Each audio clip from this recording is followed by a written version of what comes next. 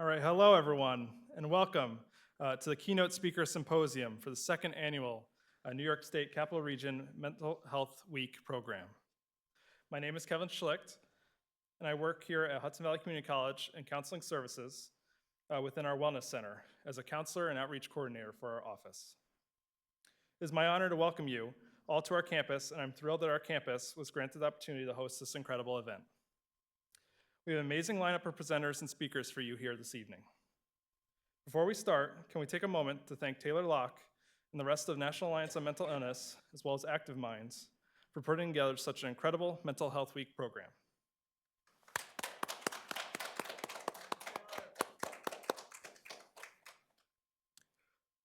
Also, I want to take a few moments to thank all of today's wonderful sponsors. First, I want to thank a few members of my own community here at Hudson Valley Community College. First, I want to thank Fran Giordano, Assistant Director of Institutional Services and Events, for making this event possible and handling all of the logistics involved. As well as Chris Babadelis, Associate Director of Multimedia and Video Services, as well as the rest of his team, for putting this all together and providing the live stream for this occasion. Lastly, within our community, I want to thank the Communications and Marketing team, in particular, Sandy Ironman, Digital Communications Manager, and Michelle Harris, Digital Communications Specialist, for promoting this program throughout our campus. I greatly appreciate all the support from Hudson Valley to make this event possible. I also want to thank Pegasus Digital Media for their photography services tonight, and Great Vibes LLC for all the amazing decorations they have out in the lobby. A huge shout out as well to Margarita City for providing free catering services for this event. And finally, thank you so much to the Pieces to Wellness podcast for both their participation and continued promotion. Now, without any further ado, let's bring out our first presenter. Elizabeth Edeblut is a biochemical engineering major at Rensselaer Polytechnic Institute. She's currently on her Archaway semester at Hudson Valley Community College. Elizabeth is heavily involved with NAMI and Active Minds, being a trained NAMI Connection support group facilitator, having led multiple mental health programs on her campus, and currently serving as one of the lead student volunteers for the New York State Capital Region Mental Health Week program. Elizabeth. Thank you. For anyone here that isn't already aware, this past week we've hosted the second annual New York State, maybe it helps if I change the slide. We've hosted the second annual New York State Capital Region Mental Health Week in collaboration with 11 local universities and over 100 health and human service organizations. Together, we've hosted more than 65 community events as part of a collaborative initiative to destigmatize mental health in the local communities. Before giving the speakers the floor, I wanted to take the chance to talk about some of the events that we put on.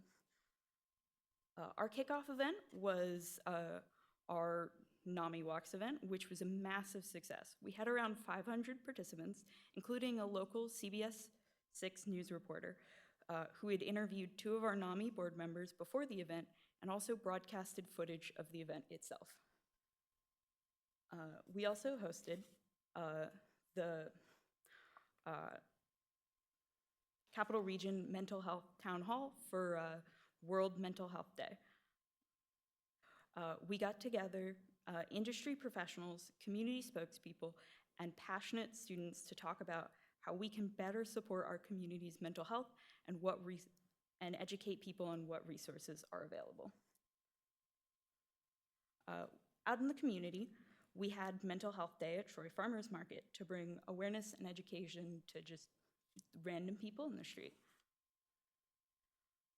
The Pride Center hosted a bunch of amazing events this week, made up of both wellness events and identity-based support groups. These support groups meet weekly and are a great resource for LGBTQ+ people. Even outside of Mental Health Week, the Pride Center is constantly hosting community events, so I highly recommend keeping an eye out for everything they do. Another organization that's always hosting amazing events is Cafe Euphoria, a cafe in downtown Troy that is always willing to help out the community. They partner with the Pride Center and the Mental Health Empowerment Project to host support groups and offer a sliding payment scale for both their cafe and thrift store to support those in need.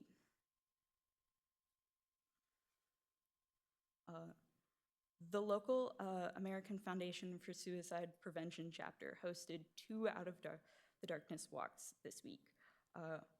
One new one in Columbia Green, and the other was actually the 10th annual walk in Schenectady. They also hosted a Talk Save Lives presentation to help educate people on how they can help prevent suicide. Along with having Mental Health Week, October is also Domestic Violence Awareness Month. So we had a number of events dedicated to spreading awareness for domestic violence. One I wanted to highlight, because it's happening today and tomorrow, is the New York State Clothesline Project, which is an exhibit at Empire State Plaza Concourse.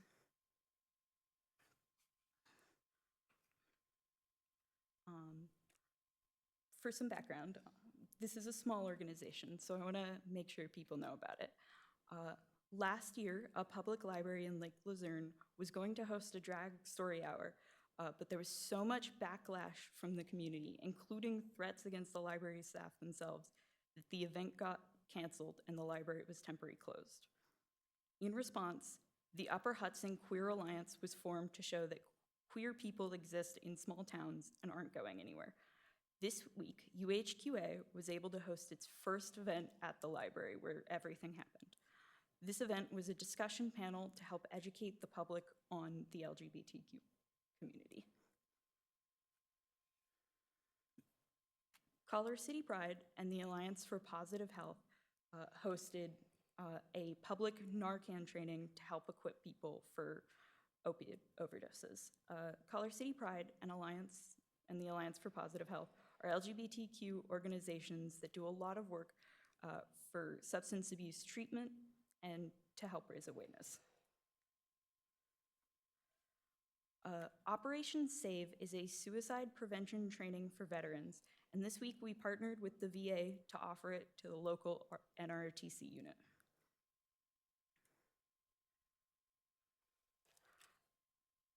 This week was also the Upper Hudson Planned Parent Fall Advocacy Summit. And it was attended by the Lieutenant Governor of New York State, the Executive Director of the New Pride Agenda, and the National Organizing Director of Planned Parenthood. A big part of the discussion that occurred was about the Prop 1 bill that Planned Parenthood has been advocating for years that is made its way into state legislature. Prop 1 works to broaden the protected classes listed in the New York State Constitution. UAlbany got to host the 2024 U.S. Health Promotion Campuses Network to further collaboration in health promotion at colleges all across New York State.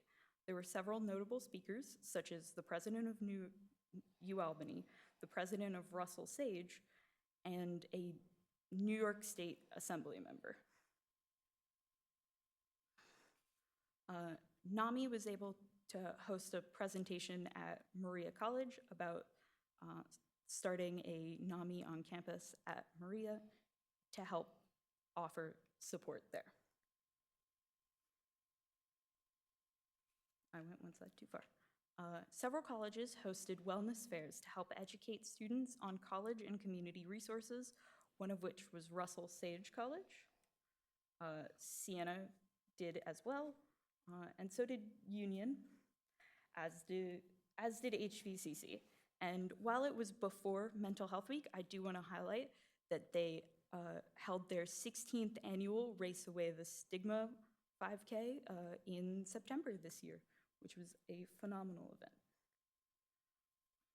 Our final event of Mental Health Week will be our culminating Stronger Than the Stigma Fair, which will be Sunday, October 27th from 10 a.m. to 4 p.m. at the UAlbany ETEC building.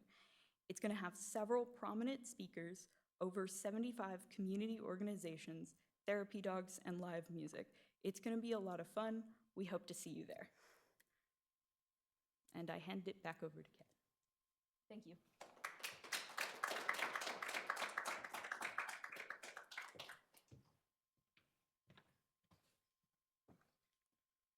Thanks, Elizabeth. And now to our opening speaker. Victoria Treadwell is a simple farm girl making a huge impact. She is currently a student at the University of Albany, certified surgical technologist, and overdose survivor. She decided to use her inspiring journey of recovery and second chance at life to help other people. In doing so, she went on to be crowned the 2023 Miss New York State for America Strong, in addition to acting as a spokesperson for the national nonprofit organization Victoria's Voice. Most recently, she was interviewed for the New York State Office of Addiction Services and Support podcast called Addiction: The Next Step, where she shared her powerful story, reminding people that addiction doesn't discriminate, and we need to challenge the harmful stereotypes in how we see substance use disorder. Victoria.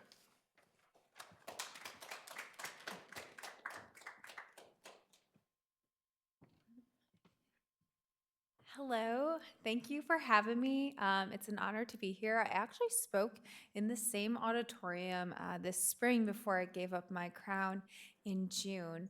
A little bit about me. I grew up in Little Falls, New York on a very small dairy farm.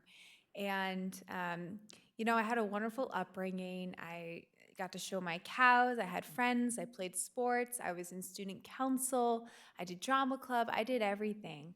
And unfortunately, I got caught up in, looking for affirmation from somebody who I thought loved me. And, when you're a young, naive girl, if a bad boy likes you, you're like, yes, this is great. This is wonderful. And so I got caught up with one of our hired help on the farm, and he was a motocross racer. And little did I know that motocross racers, they get into accidents and they break bones. And, he had several surgeries which caused him to get addicted to opiates. And he later started searching from painkillers to heroin on the street. And I did not know what heroin was. I was a simple farm girl milking cows. And, I let him one day show me what heroin was. And it was a Walmart parking lot, and that was the day that I let him inject that into my arm. I thought that would be the first time I did it, and it wasn't. So, months go on, you're like, I'll never do it again, but, one day, then you do it twice a week, then you do it several times a week, and so on. And you just keep going and going. So unfortunately, on June 26, 2016, I overdosed in the front seat of my car, and my parents had no idea that I was even experimenting with drugs or partying, and they were actually on vacation when they got the phone call. But thank God that the guy I was seeing at the time was in and out of rehab, so he had Narcan in his kitchen at his parents' house. It took not one, but 2 doses of Narcan to revive me.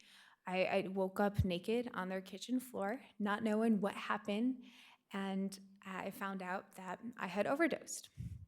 I ended up doing 6 months of outpatient rehab, and I'm very grateful for it. I realized that who you surround yourself with is a huge key player in who influences your choices and your decisions in what you do with your life. I also realized that I didn't need to go seeking for affirmation from others. I needed to put the inner work in and find who myself was. So fast forward to life, I got my degree in surgical technology. I started working in the operating room, and I was surrounded by people who have just come from absolutely nothing and have created these wonderful lives for themselves. They put the work in, and they have the highest achievements in their career. And I decided I wanted to be like them. So I now back in school at SUNY Albany, and I'm working towards my bachelor's in sociology. And my goal actually is to become a physician assistant. I have the privilege right now for working for a world-renowned spine surgeon. So I love the problem solving, I love helping people. I also am working, getting towards my pilot's license. And once you find these people that uplift you and inspire you, you realize that you too can do the same. And the only thing stopping you from succeeding in life is yourself. So I am actually running the New York City Marathon in the end of November. Well, I guess the beginning of November. It'll be my third one. And once I did that, my first marathon, I realized that I can do anything.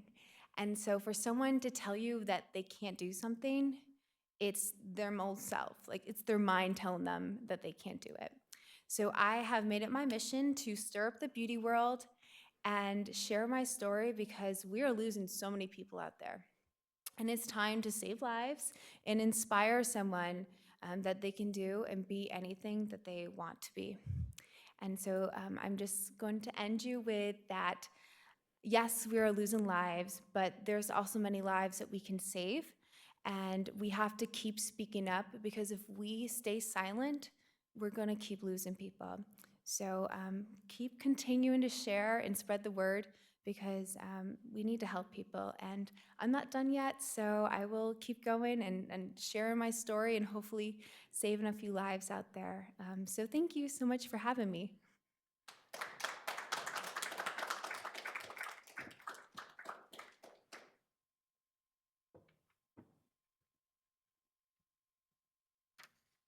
Thanks so much, Victoria, for sharing your story tonight. All right, next we have Taylor Locke. Taylor Locke is a recent graduate from Rensselaer Polytechnic Institute, having received honors in both mathematics and physics.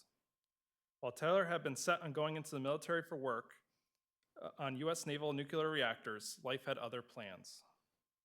In the span of less than a year, Taylor had lost their family, attempted suicide, and nearly died in a car accident. Instead of letting this weight drag them down, Taylor decided to use it as momentum for embarking on a completely different journey. In doing so, they have dedicated themselves to helping other people and have gone on to serve on the NAMI National Next Gen Community of Practice, the Mental Health America Expanding Impact Network, and most recently, representing the United States on the Global Mental Health Peer Network Country Leadership Committee. Taylor.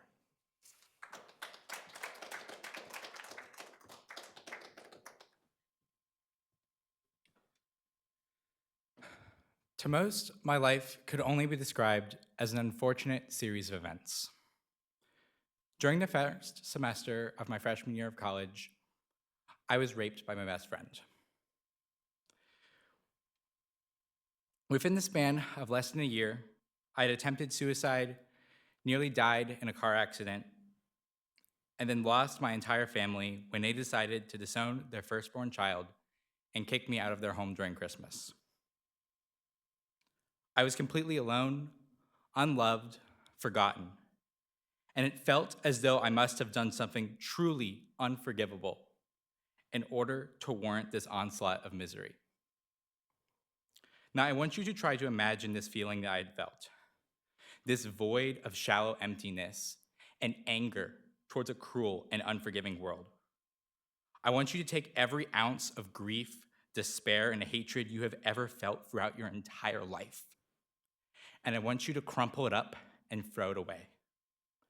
Because despite the countless hardships that I have faced, I am not a broken person full of miscontent, nor would I choose to describe my own life as nothing more than an unfortunate series of events. No, I would argue that I am one of the luckiest people in this world, because I am resilient, I am unbreakable, and I am a living testament that we are so much more than the sum of our experiences or whatever label society might give us. People are not just their mental illness, their diagnosis, or their childhood trauma. People are people, and when we learn to rise above the stigma, I can guarantee you anything is possible. Before I go any farther, I want to take a step back to explain how trauma works. When someone experiences trauma, whether that be grief or a natural disaster or some other form of violence, their brain will hold on to that trauma until they are out of that situation and in a safe place to process it. However, if someone is continuously experiencing trauma after trauma and is never in a place to actually process it, their brain may instead suppress those traumatic memories since there is no other way for them to safely deal with them. This was my experience with trauma. I did not realize that I had been abused as a child, nor did I remember most of the terrible things that had happened to me when I was younger.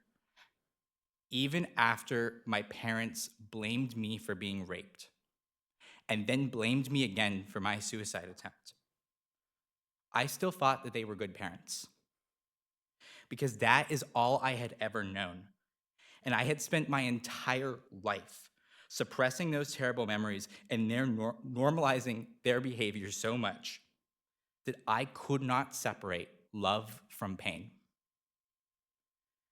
The beginning of my awakening to truly understand myself came in December of 2021. This was a few days after I had been kicked out of my home. I called my best friend crying about what had happened. We'd gotten into a huge family fight the day after Christmas, and my mom still blamed me for when she had tried to kill me when I was 12. It was at about that point when my friend interrupted with me with, "I'm sorry, what?" I repeated it just as casually as I had said it the first time because, again, to me, this was normal. She assured me that this was very much not normal. After the past 3 years of intense therapy, I am now in the place where I can agree and can recognize that yes, this is in fact not normal, and that my parents were incredibly abusive. Going through therapy also helped certain childhood memories to resurface, which I had either suppressed or almost completely forgotten. For some context, I spent most of my formative years growing up in the middle of nowhere in Texas. Although it would probably be more accurate to state I had effectively grown up in a single family cult. We were completely isolated from the outside world. My younger sister and I were both homeschooled, and my parents had some questionable views which they tried to instill upon us. And by questionable, I mean outrageous conspiracy theories that make groups like QAnon look almost tame in comparison. For example, I had been taught that God created AIDS to punish the entire continent of Africa. I'm still not exactly sure why God wanted to punish Africa, but given how racist my parents were, that might have had something to do with it. My father was also certain the economy was going to collapse and that he needed to prepare us for the impending apocalypse. He taught me how to shoot a gun when I was around 6 years old and tried to mentally prepare me for when I would inevitably have to kill our neighbors so we could steal their cattle. And if necessary, eat them as well. I remember him making my sister cry when he told her we might also have to eat our cats. This definitely did not help either of us with having any form of a healthy childhood development. I would also like to state for the record, no matter how awkward your high school experience may have been, I had it much worse, as I didn't start to really question any of these views until I went to a public school at the age of 15 for the first time in Southern California outside of LA. That was also the first time I'd ever interacted with girls my own age before, in my entire life. So yeah, there were a lot of growing pains there, and if you knew me while I was in high school, I am so sorry. Another fun memory was that my family actually used to be rich.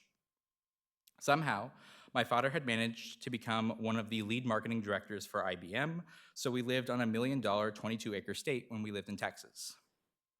He lost his job in 2008 during the economic recession, but instead of trying to look for a new job or, be reasonable, my parents developed a spending addiction.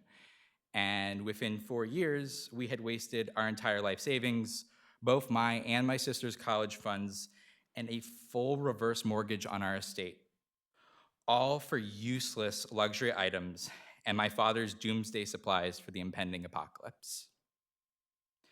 The end of times obviously never came. So in 2012, we lost pretty much everything when my parents filed for bankruptcy.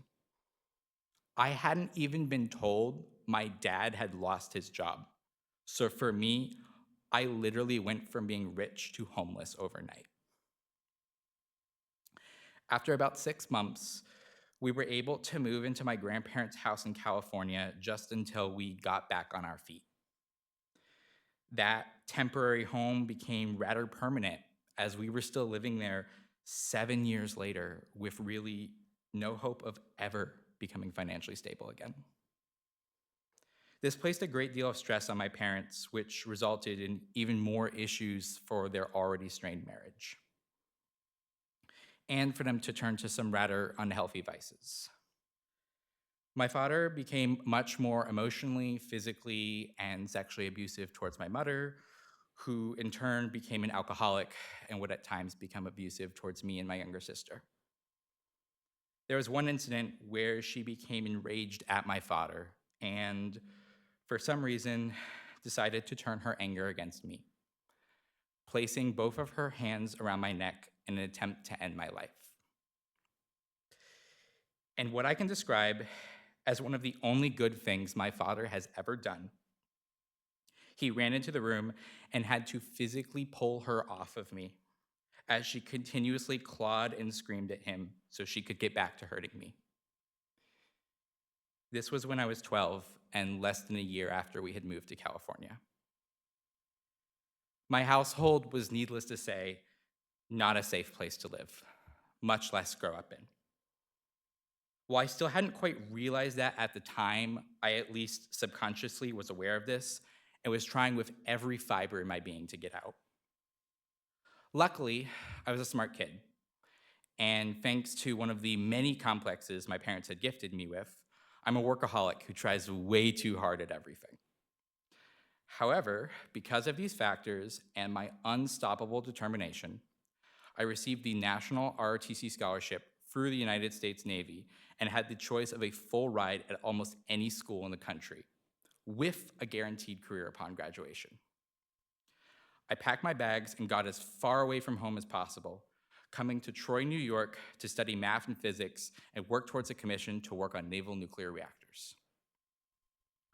Unfortunately, my trauma wasn't quite done with me yet. Because of my inability to understand healthy relationships, I missed some rather alarming red flags with my new best friend who I'd met in college. She had made several crude jokes about wanting to rape me. I dismissed these as nothing more than inappropriate jokes and was not prepared for when she decided to act on them and sexually assaulted me on Friday, the 13th November of 2020. My parents could not accept that I had been raped by a girl, so they blamed me for what happened.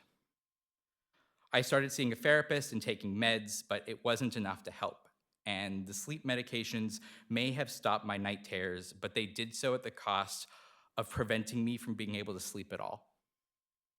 I started hallucinating after nearly 2 weeks of almost no sleep, and on January 22nd of 2021, 2 days after my 19th birthday, I overdosed on my pills to try to end it all.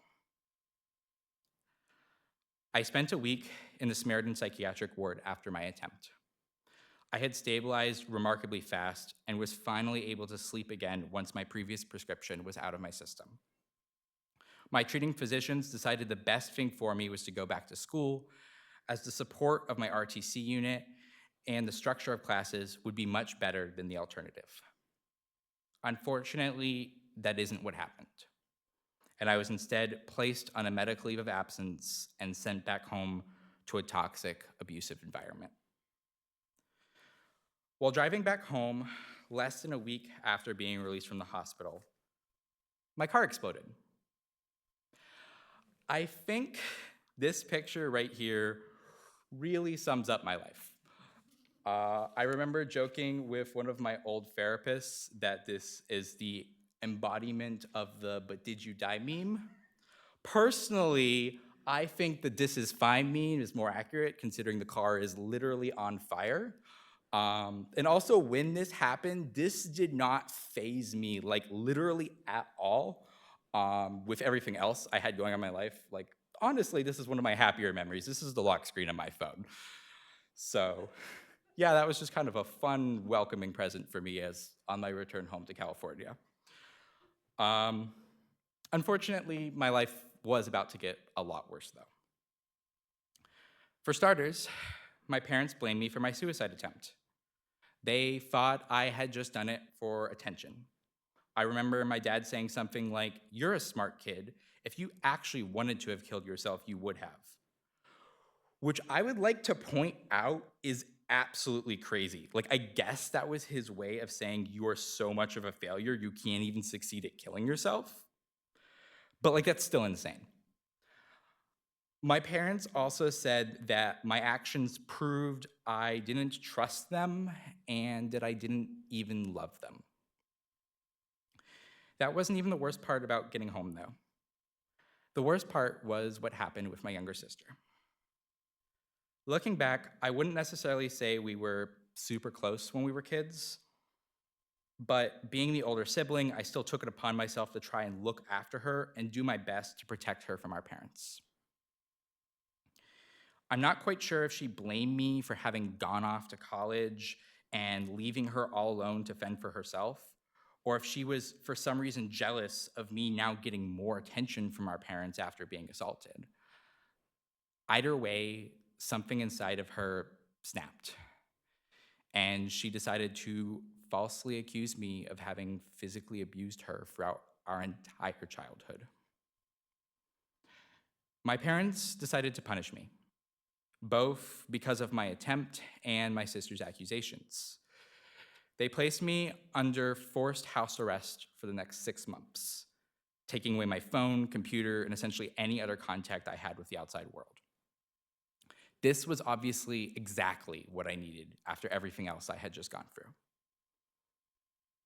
Eventually, I was able to return to school and had part of my normal life back. When I went home for Christmas, though, I found out a lot had happened when I was gone, including that my sister had now changed her story multiple times and was now accusing me of having sexually molested her since I was 4 years old. The other accusations, although somehow even more insane, were far too graphic for it to be appropriate for me to share them in such a public setting. Because of my sister's descent into madness, my father started to question her story, and so she started accusing him as well. I found out about all of this during a huge family fight the day after Christmas. 3 days later, my mom and sister inexplicably left the house, with my mom then texting my father that they were getting divorced and that she was kicking both of us out. While my father had a much harder time processing this, continuously crying to me that he had lost his entire family and had no reason left to live. I, on the other hand, took this as an opportunity to leave my family and never look back. I focused on my academics and preparing for my military career.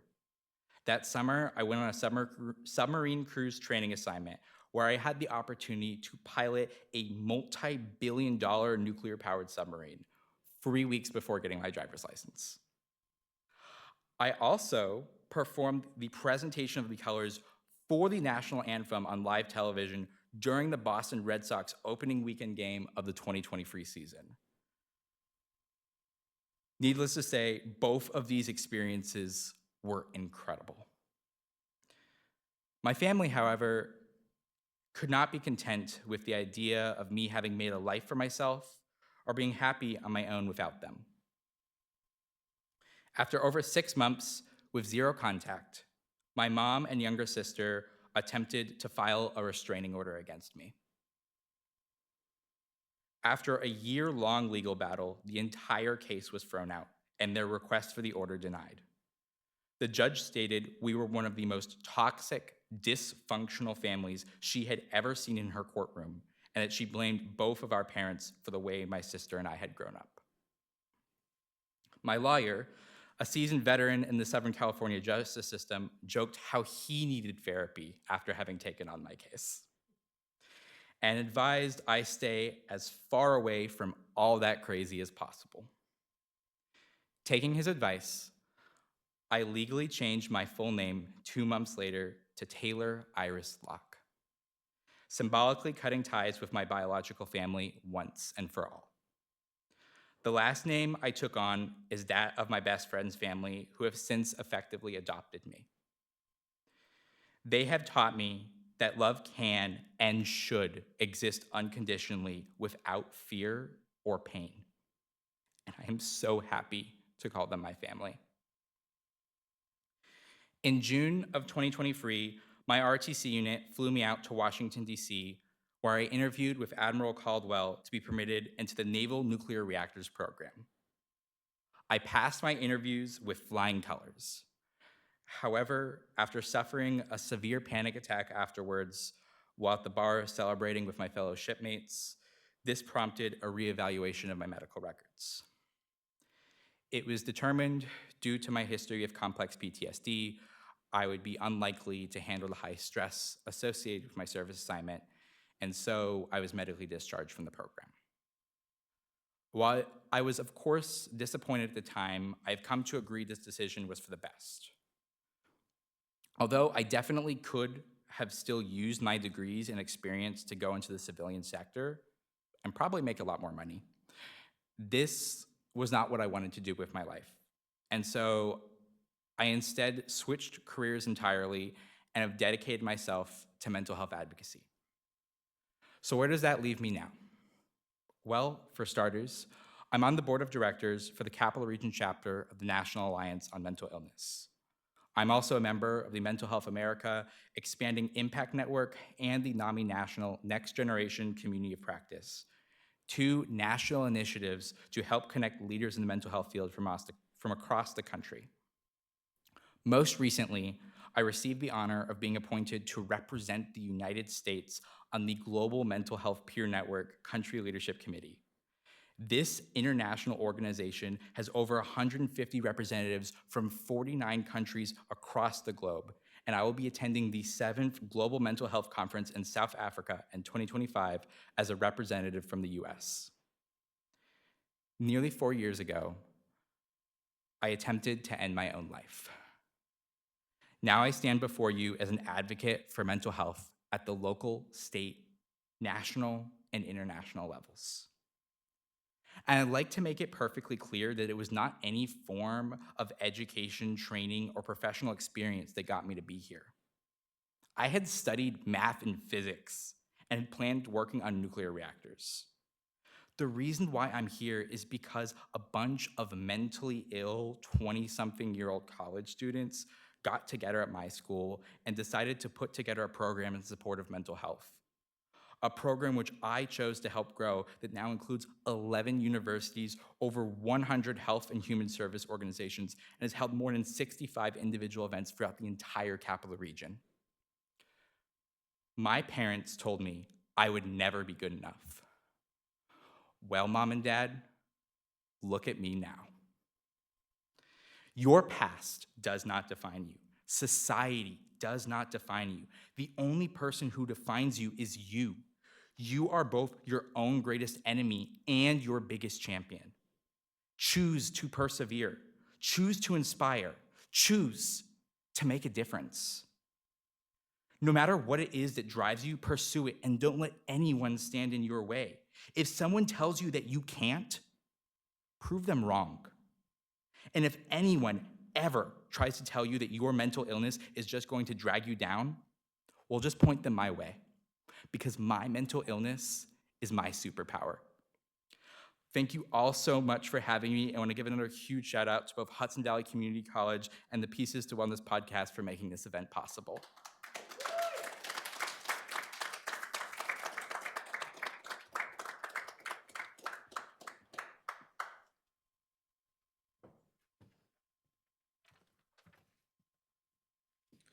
Thank you so much, Taylor, for sharing your incredible story with us tonight. Our last speaker is Mr. Tim Parent. Tim Parent is the creator and co-host of the Pieces to Wellness podcast, a huge advocate for decreasing the stigmas that surround mental health, and an author of his self-published book, Never Underestimate the Power of You. He has helped facilitate peer groups in his community and has future hopes of becoming a mentor for willing participants who want help in restructuring their lives. Tim inspires and supports others through what he has learned and with vulnerability that very few people have, in speaking openly about mental health challenges. He gives back on the bright days only because he has survived the dark ones. Tim Parent.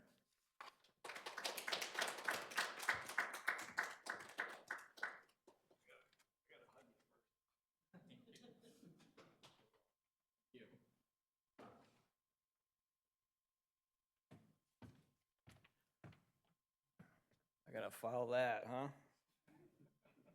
Woof. All right, hot mic. Quick shout out to NAMI. Thanks to NAMI, thanks to all the sponsors for help making this happen. Thanks to Tom for connecting me with Taylor. Thanks to Victoria and Taylor both for speaking, and was it Elizabeth? I'm sorry if I forgot your name. Was doing a little MC at the beginning. Kevin from Hudson Valley. Thanks to Hudson Valley for all this, for the space, and you know, everybody that contributed something to make this happen. Thanks to everybody who did show up. You could have been anywhere, but you did. You could have been anywhere else, but you made a choice to be here. Life is a series of choices, and each choice will have alongside it a series of dots. I believe those dots can offer insight and guidance if we pay attention to them and allow them and give them space. Instead of categorizing these events into good or bad, work towards viewing them as learning experiences. Try using the term helpful or unhelpful instead of positive or negative. Ask yourself, what can I learn from this? Which brings me to my first piece. What if I asked you all to jump out of a plane for $10 million without a parachute? Any takers? Not one? What if I told you that the plane was grounded?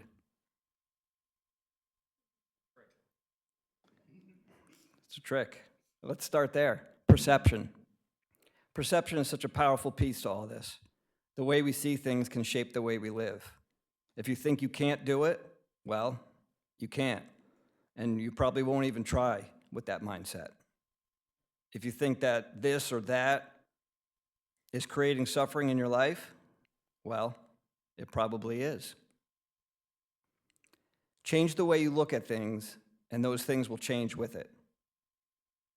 How we speak to ourselves is another big variable in all this. It's not I have, it's not I suffer with depression or anxiety or any other mental illness. It's I live with. These things may be a piece of me or you, but they do not define us. You are not a diagnosis, and you are not a symptom. You have the power to change almost any situation you're in. And as we just heard two amazing stories, you know, they totally did a 180, 360, whatever you want to call it, and changed the situation they were in. You know, those stories need to be talked about more. Those stories need to be shown to everybody, to let everybody know that we can change, that we have the power to change. And that's good news, right? Because that would be like saying we have some control over all this. So if we do, let's start practicing kindness. Let's start practicing gratitude, not only to others, but to ourselves. Focus your awareness on the things that serve you on your journey and watch how it spills over into what you do in your days ahead.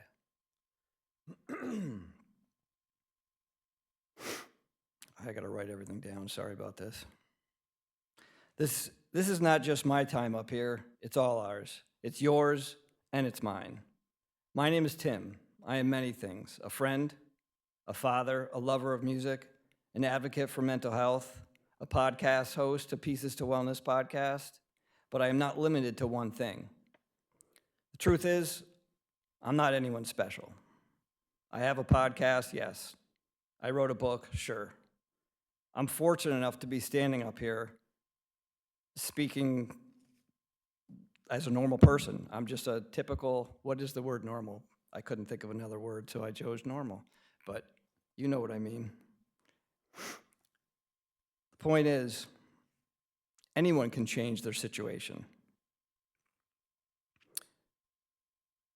It's not easy, but it is necessary. I tried to face too many hurdles myself and ended up being buried, which ultimately resulted in me wanting to end my life.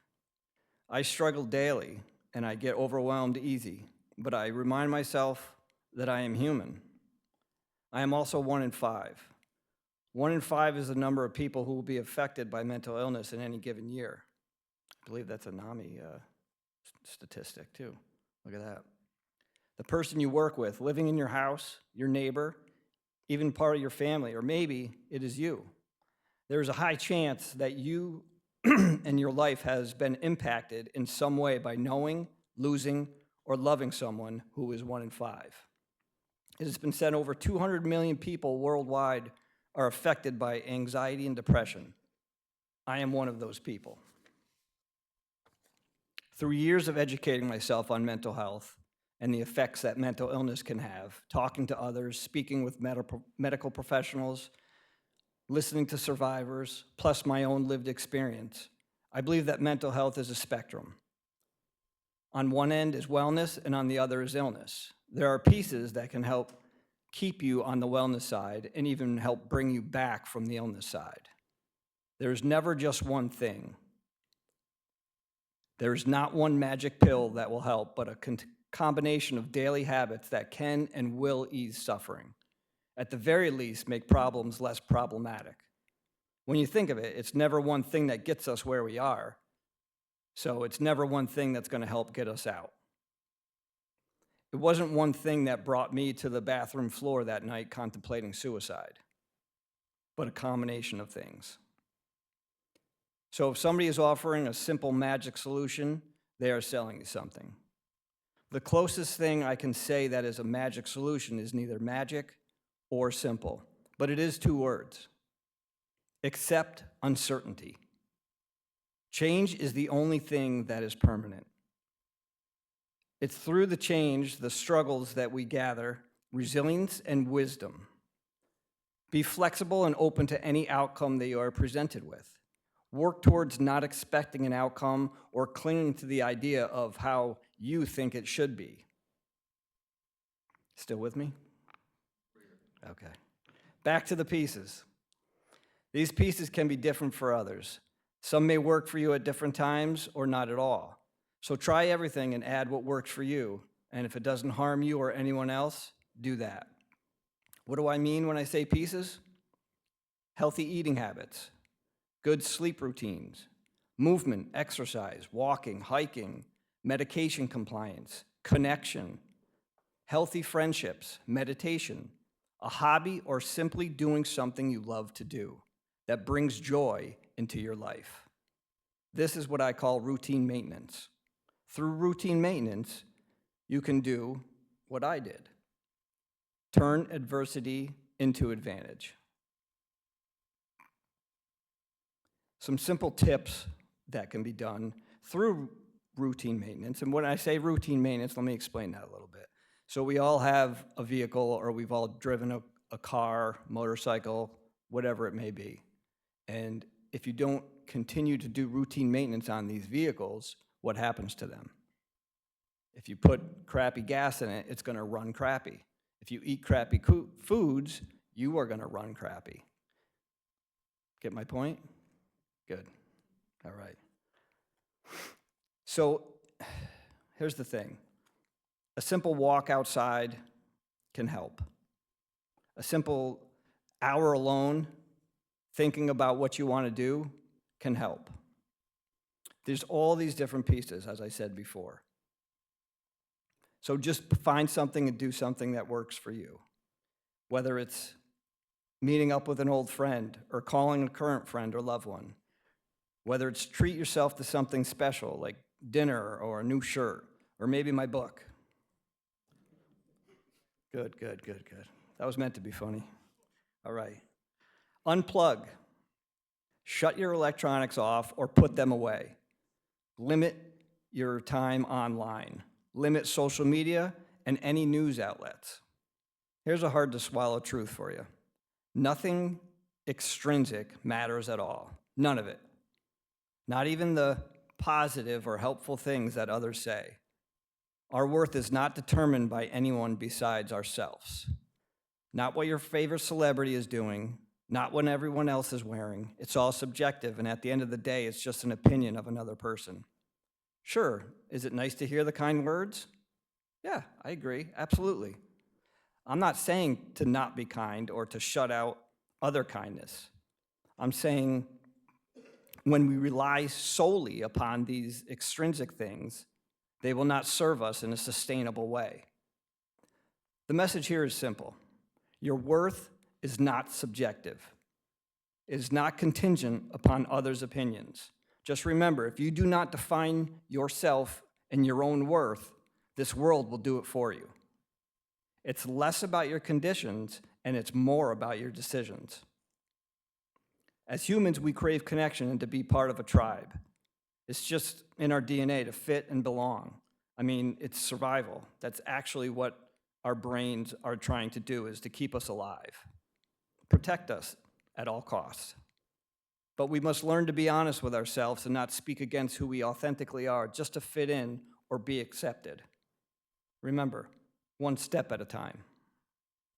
Change your focus from the things you can't control to the things you can control. Loosen the grip on what you have no control over and work towards allowing things to just flow. Let them fall where they may, and understand you will be okay no matter what. You will endure. Trust in yourself.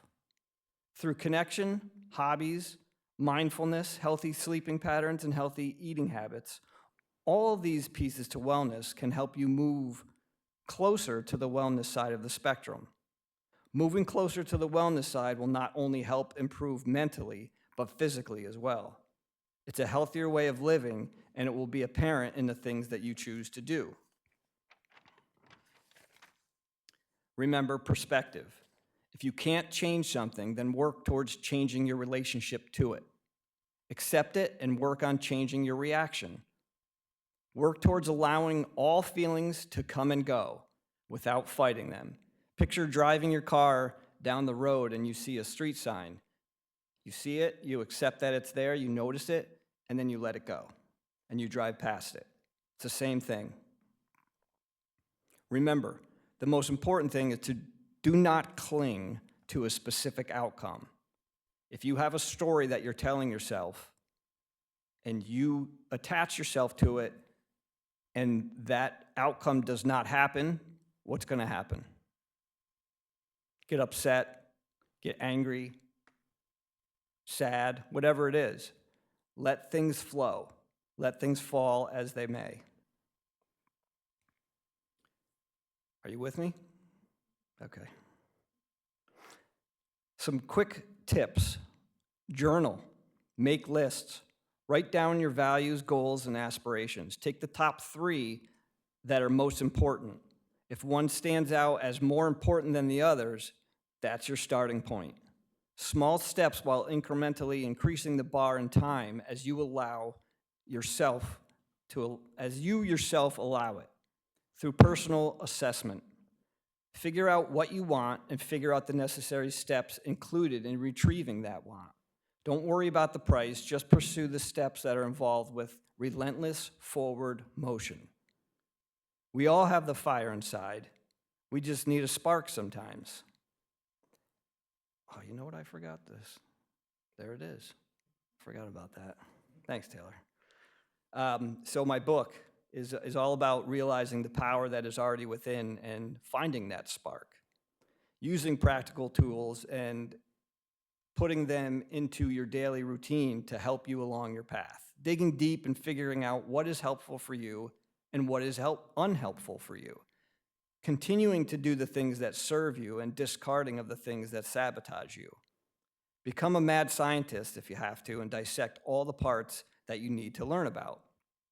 And once you realize you are in control of what you allow, where you are headed, and that all you need is already within yourself, you have taken the first steps on the right path. Don't forget, this is your vessel. Steer it in the direction you choose. The choice is all yours. Remember, life is a series of choices. I hope you choose courage over comfort. I hope you choose to heal and grow. I hope you choose curiosity over judgment. I hope you choose kindness. I hope you choose you, always. And I hope this is your spark. Thank you.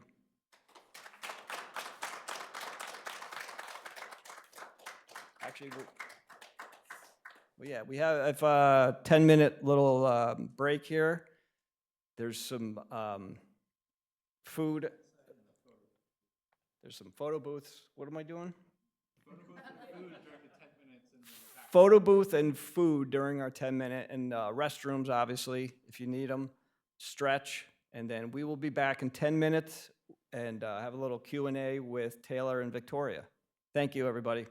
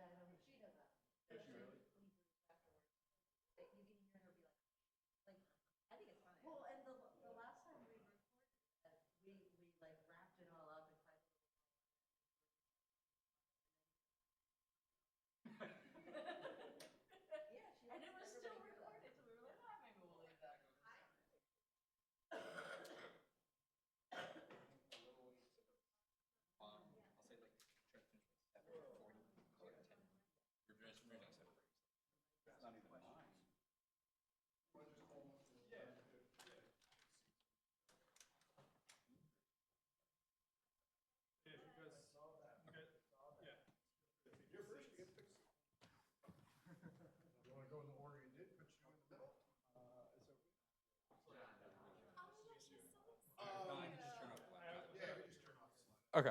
That's fine.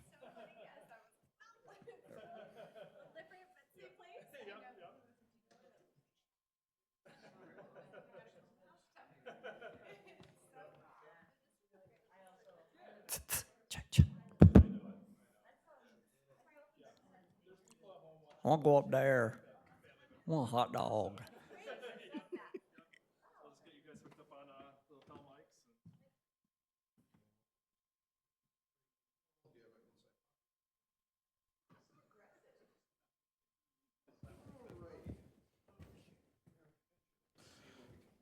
Could you find where Greg is real quick? Just make sure he's taking pictures of this. Yeah.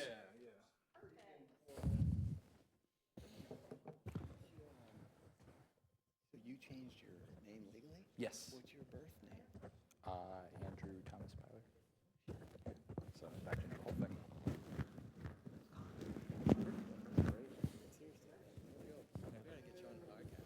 Yeah, that'd be great. Cheers. Do you guys have a, are you done Yes, we're done. with this? Okay, do you guys have like any kind of a logo, anything like that? I mean, I can, if you, I can pull just like the.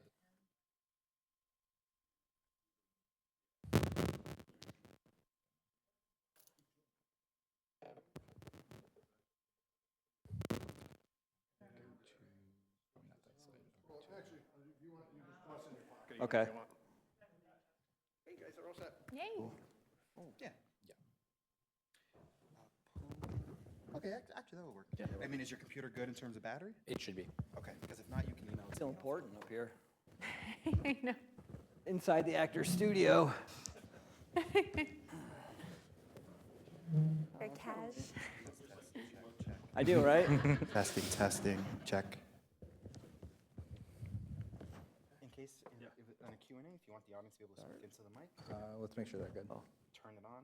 It'll take 10 seconds. I don't have a word for this, so I will make up one. Mic, and then they'll hear it. Astratum de Glangadol. Is we all set? I know. We good? I have lots. Tim, we're good when you are. Oh, we're good, sorry. Yep. Let me just find the, there it is. Okay. So you can hear me, right? Cool. All right, so this is our little Q&A with Taylor and Victoria. I'm going to direct a question for both of you, so whoever wants to jump at the answer first, feel free. What is something that you would deem important for teens, students, kind of like 17, 24 age group? What advice would you give them, at this point? I'll go first. At this point, I would say, limit yourself to social media, because social media is almost like a fantasy of what someone's life is. It's not the real life that someone's living, even though we have, people who say, get ready with me or wake up with me. And in reality, they had to get up, put the phone somewhere, and then make themselves look pretty, and then they get into bed, and then they wake up. So social media is just a persona. It's not real life. And also, if your gut is telling you not to do something, listen to your gut, because you will always be influenced by your friends or the cute boy in school. Your gut, your intuition will tell you what is right. And my gut always told me what was right, but I ignored it. So follow your gut. Good one. Yeah, it's great. I think kind of going off of that, for the advice I would give, surround yourself with good people. That's definitely something I struggled with throughout my life. Because of my upbringing, I didn't know how to basically be able to enforce my boundaries or know what red flags were, or really any forms of healthy relationships, whether that be with intimate partners or friendships. And so because of that, a lot of the friends that I made were not good people and took advantage of me because of that. So I think recognizing red flags and surrounding yourself with people who are there to actually support you and not pretend like they're there to support you to get what they want, I think that's really important. That's the advice I would give to a young person of that age group. Excellent. Cool. So this one's going to be directed for Victoria. Did you find that your past circumstances with, your past affect the present? And if they did, how so? Yes, because if I didn't have any of my rock bottoms happen for me, I wouldn't have learned who I was. I wouldn't have put the work in to find what life is. I have a whole new perspective on life. Life is a beautiful gift. It's a beautiful thing. Every day above ground, we should be very blessed for. I think a birthday, I celebrate birthdays more than anything now because, you're not guaranteed tomorrow.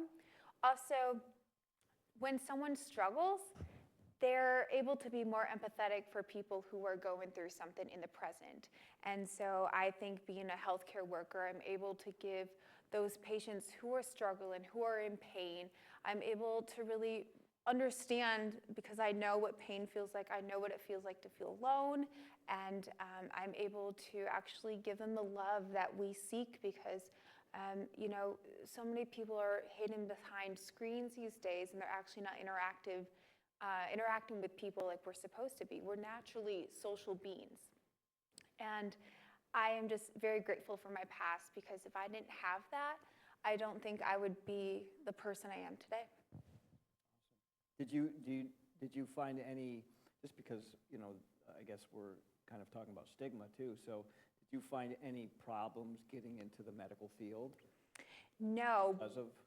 I'm sorry, I didn't mean to cut you off. Because of the past? No, but you would, I kept it very quiet, and now I'm more vocal about it, because, I'm like, what? It happens to everyone. Actually, like the head of our medical hospital, his son has overdosed several times, and, he's very ashamed of it. And I'm like, it can happen to anyone. But yes, you'd be surprised at how many raised eyebrows you get from physicians or someone in the OR or in the hospital, because they're like, oh, wow, But no, it can happen to anyone, and your past, as Taylor says, does not define who you are. Perfect. Awesome. Thank you. So Taylor, you actually kind of touched a little bit on this during when you were speaking, but the NROTC gave you the decision about not being maybe mentally fit, would be a good way to say it. And now that you've had time to kind of think about that and spend more time in the mental health community, do you agree with their decision? How do you feel about that? Yeah, so I was pretty upset, when I found out that they were reevaluating my medical record and that there was a chance that I was going to be disenrolled from the program.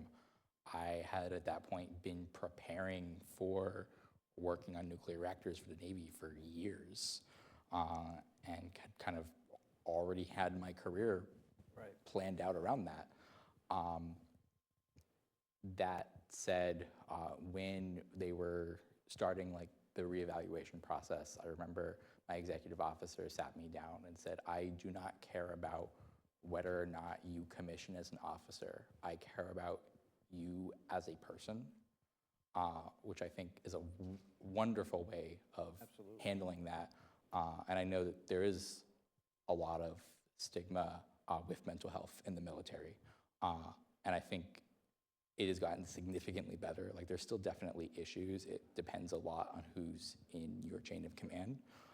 But the way that my unit handled it was phenomenal, because they told me to talk about it with like my therapist and my adoptive family, to kind of just figure out what would be best for me. Because they actually said, okay, you're definitely not going to be able to go on submarines. You know, working on a nuclear reactor underwater in tight quarters, that's one of the most stressful things that you could do in the military. So they were like, that one's out of the question.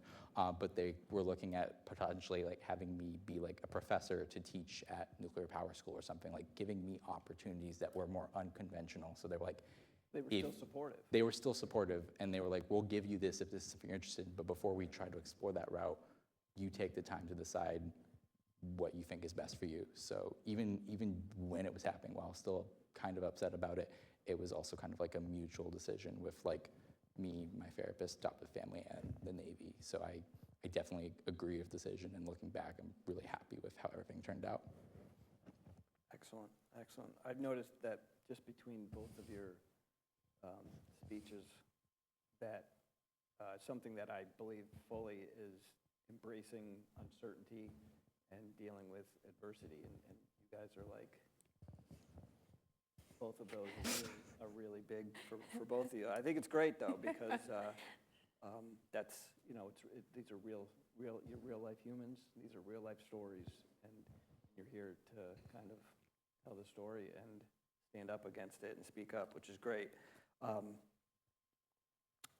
So this question is also for both of you. If there was, or is there something that could have helped you both during, like, around the whole time with the personal crisis and, you know, the attempts and overdose and stuff like that? If, like, you know, as in, like, how there's NAMI and AFSP, is there something that would have kind of helped that you could look back on now, that if it was there? I mean, a supportive family would have been nice, but. No, that's fair. Yeah, no, that's, you know, it's an answer. It absolutely would be nice. It would be helpful. Yeah, I think, you know, for reaching out to external resources can be really hard for people who are in crisis. So having a support system with family and friends, you know, studies have shown that people are more likely to reach out to them first before like a crisis line or something like that. Yeah. So that would have been nice. I did want to highlight 988 for people who aren't aware that exists. I think that that's a phenomenal initiative to be able to get really like our crisis / suicide hotline system more streamlined across the country and better funded, as well as the knowledge of that, of basically saying, you call 911 for like any other emergency, but if it's for mental health, you call 988. Awesome. I guess to piggyback that, I did my 6 month of outpatient rehab. I can't even think of the program in Herkimer, New York. But I wish I had a program where someone was telling me, I believe in you. I didn't get that until I started working in the operating room. And I found the mentors that I needed. I had a wonderful family, but they weren't the most supportive with life, and I guess I needed that. And I didn't get that until I started working in healthcare, and these, mentors were like, we believe in you. You can do whatever you want to do. And so I wish I kind of had that in like my rehab program, for someone to say, we believe in you. You can be the best version of yourself. Get out there and become that. Instead of saying, follow these rules and best of luck. Interesting, excellent. So support, resources, kind of what stuck out. And I have to thank the neighborhood center in central New York. I grew up around Utica. They were phenomenal. They came to my house and helped me get into like a program, and they were wonderful. How was after the program? Was there any kind of bridge back to reality society? I guess there was more of, yes, there's a gap because you're trying to fit into regular society, the world again, and go about your life like you haven't experienced something very traumatic and almost lost your life, and you spend several days a week with these people who are all trying to put their lives back together, and then you go into the world and everyone's like pretending that life is perfect. So I guess that took a while for me to be like, okay, like this is unrealistic. Like we actually are all suffering somehow, but we're just pretending. And these people are suffering, but actually the world noticed, and they ended up getting caught or whatever. And their time is happening now versus these people. So I guess we have to, as a society, be like, okay, we all have problems. We all are going to struggle. Like, it's okay. Well said. Very well said. Do you want to take any questions from anybody? Oh yeah, that would be great. I know we have a microphone, so if anyone wanted to ask any questions, either to me or Victoria. Anybody or have to any me as well. questions? Does anybody have any questions out in the audience? Yeah. Hi, my name's Karen. Thank you all for being here tonight. My question's for Taylor. Listening to your story, you described just like one thing after another, and then like this amazing leadership role that you've taken. And I'm wondering if you can speak a little bit about what motivates you to really be as compelling a leader as you seem to be. Absolutely. Yeah, I know with a lot of like my friends and I joke about how my life is like a soap opera, but more unrealistic with how much stuff goes in, because even soap opera writers wouldn't throw in that much stuff. Like the car blowing it, like seriously, come on. So yeah, no, it's definitely been a lot. It's definitely been a journey.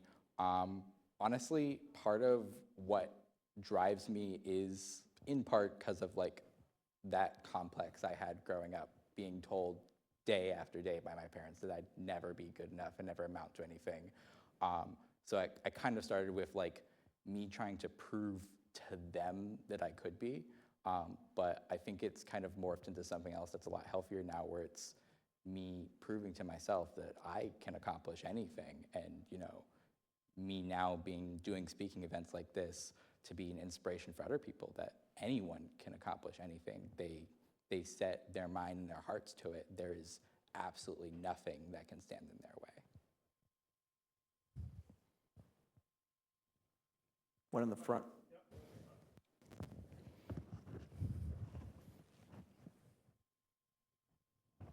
Thanks. I'm Steven. This question's for both of you. But what advice would you give to maybe parents who find themselves with one of their children in either of these similar situations? I would say be patient and try to understand even if you don't understand. To this day, my parents still struggle that their youngest daughter overdosed. They like to pretend it didn't happen. Like that's a chapter in their life that they're very hush about. And meanwhile, I go about and become Miss New York and talk about it. And, but my mother was, I guess, more acceptive of it during the time. And so I felt okay that I needed help and such. But I just would say, even if you struggle with the idea that this is a reality, open your mind and try to be as understanding as you can. For me, so even though my parents were just, quite frankly, terrible parents, I think particularly after my assault and attempt, they had tried to be supportive in their own kind of very warped way, because they made so much of it about them and how what I was doing was hurting them, not even stopping to consider of what I was going through, and also was telling me of how like selfish it was, and that I just didn't care about them at all, which just wasn't true. And for them to also basically say that they couldn't trust me anymore because I had attempted suicide and I hadn't talked to them about it. And that was one of the main reasons why they placed me under forced house arrest and wouldn't let me communicate with the outside world at all. For a parent who has a child that attempts suicide or overdoses or something absolutely terrible happen, they have to take a step back to look at it from their child's perspective, not immediately jump to how that's affecting them, because their role as a parent is to support their child. So even though what they're going through as a parent is traumatizing to them too, it's their job to be supportive of their child, and they need to look at it from that perspective and not turn the situation around them, because it's only going to make the child feel less supported and less loved. If I could just add like a little piece to that, be honest, be real, and be ready. So be honest from the heart, like exactly what you're feeling. If you don't know, say, I don't know what to do, but I'm going to sit here until we figure it out, and be ready for when you ask them, say, you have a plan together to hurt yourself, be ready for the answer for that. Because I think, as Victoria said, a lot of these people don't want to reach out for help. Even if they have support, it's a very different topic that, there's shame attached to it. So they're going to see through it if you're not, like, oh, give them a pat on the back or something. It's just be real, be you, be from the heart.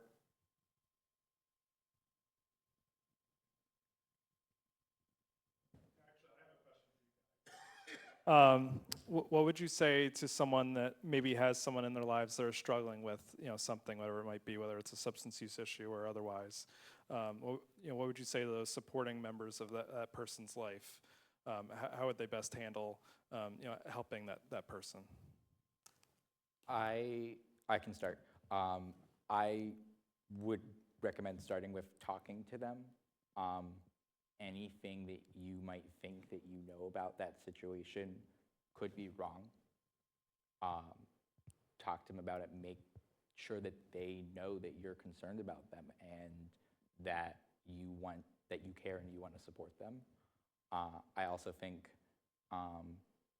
for people who are trying to support someone else, asking what you can do to help is really, really important, because a lot of times they'll have the best intentions of wanting to help, but they'll do something and that might actually make the situation worse. So saying that you're concerned, that you care, that you want to support them, and asking what you can do to help them, I think is the first thing to start with, because I think that's the most helpful. I definitely agree. Ask, that individual what you can do to help, but then also the people, like the family members and friends, are just as affected as that individual. So the power of social media, you can love it, you can hate it. I think you can reach out. There's plenty of support groups online, in person. You can create a support group even on social media. And as bad as it is that we're ashamed to speak out in person, more people are ready and prone to speak out behind their phones. So, if you create a group on social media, they're probably more likely to have more people reach out because they're not as ashamed because they're behind that screen. So, we can love it, we can hate it, but the power of social media. And then there are many resources for family members and friends who have a loved one that is being affected by substance abuse or mental illness. There are resources. You just have to be willing to go look for them because they are out there, even though we don't have the ability to really advertise them. Definitely. They nailed it.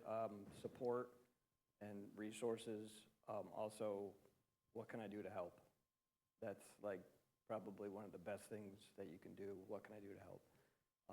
And even try to discern what level. If it's a loved one, a friend, a acquaintance, there's going to be different levels of that. And then there's also going to be different levels of the state that they're in. And if it's obviously, something that you need a professional, that, call a professional, like don't wait. Call a professional and get them in there. And I think, just to say those words that I'm here if you need. And also there's the other side to it as well. If you're trying to help and you're using up 80% of your energy to do so, if you're on an airplane in the event of emergency, they say to put the mask on yourself first. So if you deplete yourself, you're no good to anybody else. So that's something to kind of keep an eye on, keep in your back pocket, like, I can't do this anymore. You know what I mean? You want to be there, but at the same time, you can be there by saying, what do you need? What can I do?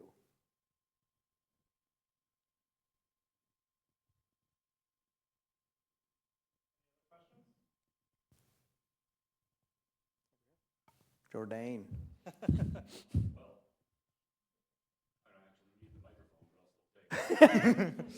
Better for the live stream. Hi, my name is Jordan. I have a question for each of you. Taylor, we'll start with you. Could you tell me one thing in your life, a simple pleasure that brings you happiness? The first thing that pops into my mind is my adoptive family. I can't tell you how much it meant to me when, after I got kicked out of my home over Christmas, that they brought me into theirs. Like I talked about during my speech, they have taught me that love can and should exist unconditionally, and I'm so happy for them to be who I call family now. It's a good answer. Victoria, different question for you. Did you have any role models when you were young, and do you have any role models now? When I was younger, my role model was probably Taylor Swift, and she still is to this day. And I just love how she just keeps fighting through no matter what, and just keeps becoming the most empowered women around the world. And so many girls look up to her, and people. It's just a beautiful thing that a person like that is able to bring so much joy to people. And so I, aspire to be someone like her who can help people who are struggling through, substance abuse. Like Taylor Swift helps all of us go through a heartache. It's a great thing. But also, someone personal is my father. He is one of my greatest role models. He had a dream of starting his own dairy farm, and so many people told him no. Like, that's crazy, we won't financially be able to help you, absolutely not. And he did not listen to them, and he went and started his own dairy farm in Little Falls, New York. And it was a struggle, but you know, he set his mind to something and he did that. And so he taught me that hard work and perseverance, you know, you can make things happen. I want to add something to that just because I think it's really funny that you mentioned Taylor Swift. So Taylor Swift is one of the reasons why I changed my name to specifically chose Taylor. Also a role model for me for pretty much all the same reasons that you said.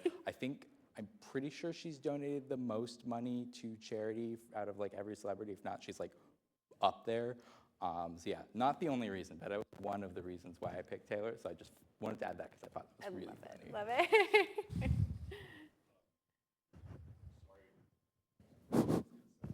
Sorry to disappoint the two of you, but I've never listened to Taylor Swift in my life. It's okay. Have you had a glass of milk? I've had milk. Okay. I think I've said enough.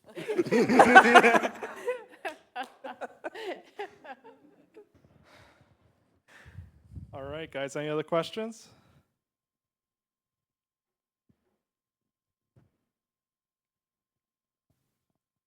All right then. Well, I just want to thank you all for coming tonight. We really appreciate it, and for everybody watching at home, thank you for coming. This has been a great event for us as we start to round out Mental Health Week. We still have the culminating in the Stigma Fair. Sunday, October 27th. So from 10 to 4. So please join us for that. But otherwise, everybody have a good night. Thank you so much.